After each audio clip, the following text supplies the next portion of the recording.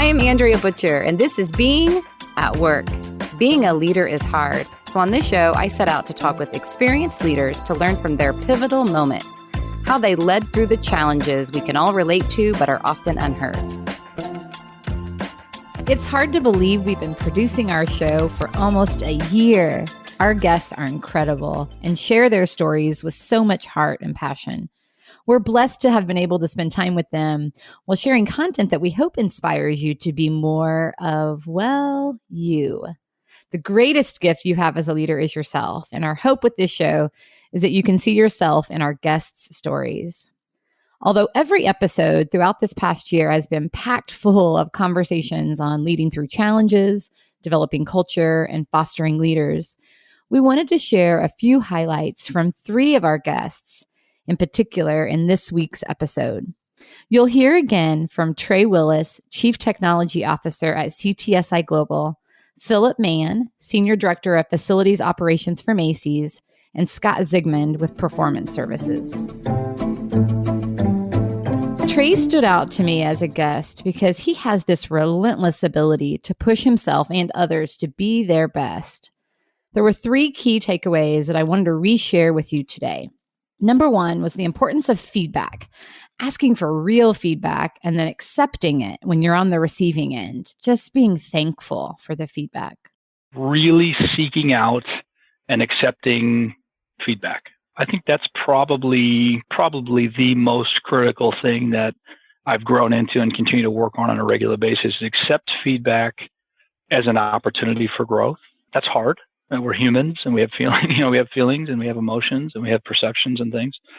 But what's really important, I think, in creating a relationship and a meaningful one that can move things forward in a direction of executing is to understand that your beliefs, your perceptions, your context on the world isn't the only one that's there. And there's real truth in the saying that perception is reality. And so it's important to ask for that feedback from a number of different sources and ask, how am I presenting myself? To embrace feedback in this way really does take a lot of humility. It's such an important trait for leaders that often gets overlooked. Such a great conversation with him. If you want to revisit it in its entirety, it was episode 1, which is crazy. Let's transition now to Philip Mann's episode. There were 3 things that really stood out to me from Philip's story. People require nurturing. It's so true. When we work in corporate environments, we forget that at the end of every day, we're all just people, right? I think that people require nurturing and that they know it's present and they know it's safe because they can be trusted, because the audience can be trusted. And with that in mind, as leaders, we can build trust and relationships by simply talking to people. And we began the work of rebuilding by connecting with people on week by week, month by month chats, one-on-ones, and then charting a course of what you said as a colleague. This is what we did to build and establish credibility and rapport, so we get street cred for being vital with them. The final leader on this bonus episode is Scott Zigmund, the VP of Sales and Marketing at Performance Services.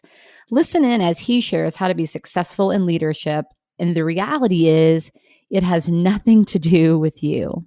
But as leaders, your gut knows bad behavior. The other thing is you've got to escalate difficult issues. Bad news doesn't get better with time, and you can't solve everything by yourself. And sometimes our ego gets in the way that, I can handle this. But I think getting counsel, whether it's a senior leader or actual attorney counsel, is always wise in these difficult situations. I think the other thing that comes to mind is you've got to listen. You can't jump to conclusions. You got to do your due diligence before you really take that forward. I've been incredibly thankful to have these 3 powerhouse guests as part of our show. If you've not been a listener for long, welcome. And if you've been a part of our show since the beginning, thank you so much. All of us at HRD are grateful for the opportunity to serve our business community through the power of these leaders' stories. If there's a leader you'd like for us to have on the show, or you have suggestions on future topics, I'd love to hear from you. Please email me at Andrea@HRDadvisors.com and reference the show. Thank you for joining us for this special episode. I'll connect with you the same time next week. Thank you for joining us for this episode.